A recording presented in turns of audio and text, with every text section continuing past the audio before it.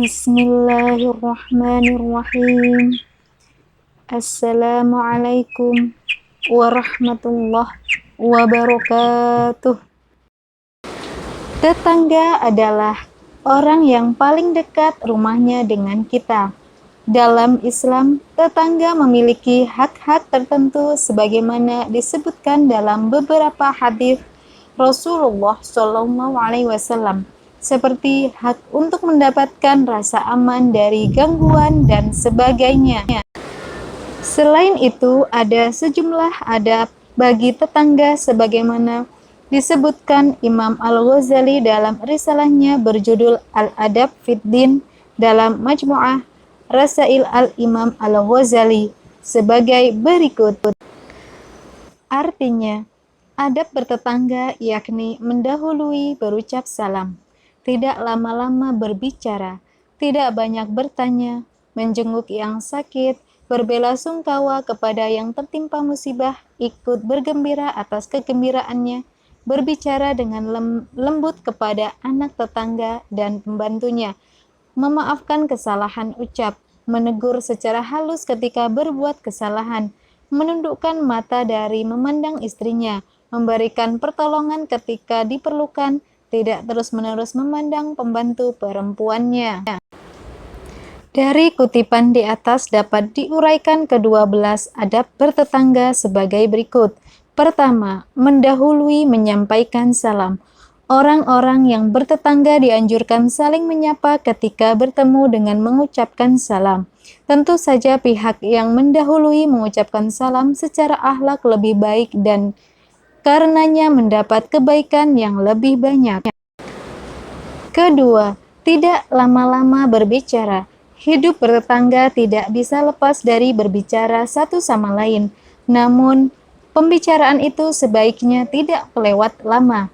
Hal ini demi kebaikan seperti menghindari ghibah atau menggunjing pihak lain yang bisa menimbulkan fitnah dan sebagainya.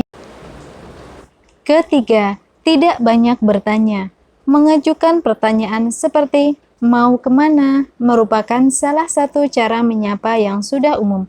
Jika pertanyaan tersebut dijawab mau ke pasar, maka tidak harus diajukan lagi pertanyaan yang lebih detail seperti mau beli apa, sebab hal itu bisa berarti terlalu ingin mengetahui urusan orang lain.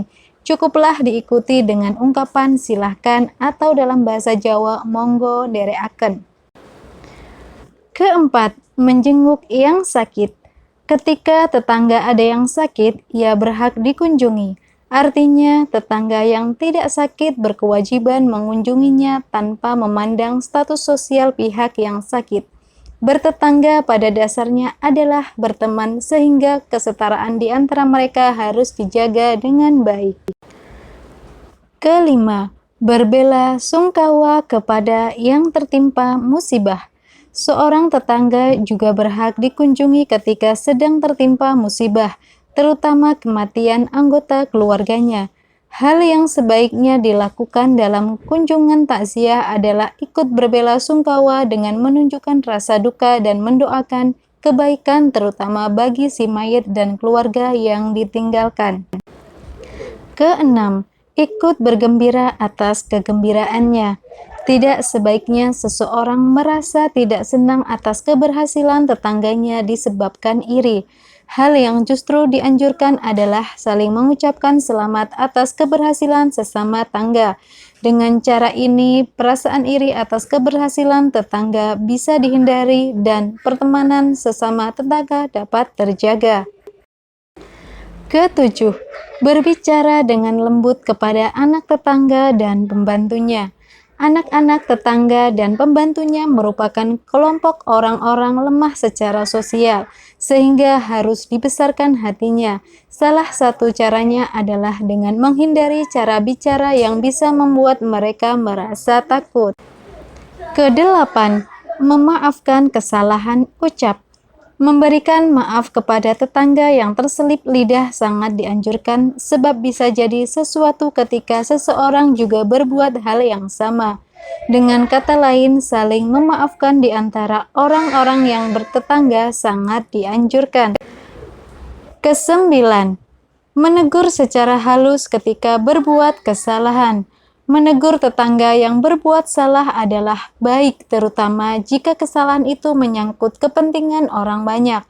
Namun, demikian teguran itu harus dilakukan dengan cara yang baik sehingga diterima dengan baik.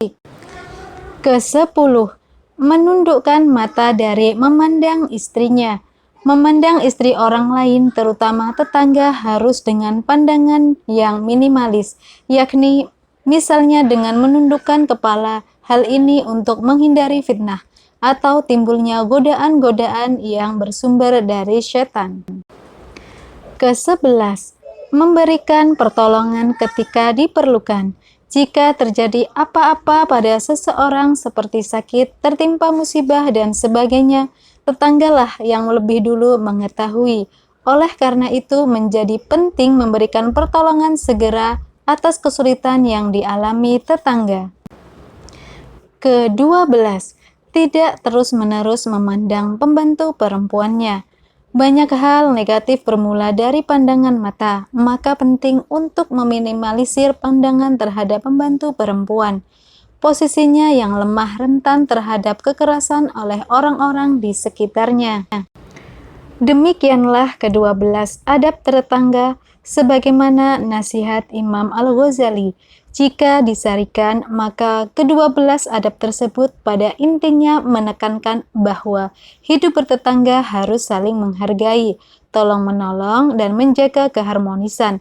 Namun demikian diperlukan sikap hati-hati dalam berinteraksi dengan lawan jenis agar terhindar dari fitnah. Semoga channel ini bermanfaat buat kita semua. Kurang dan lebihnya saya mohon maaf. Semoga kita sehat selalu serta dalam lindungan Allah Subhanahu wa Ta'ala. Amin. Wassalamualaikum warahmatullahi wabarakatuh.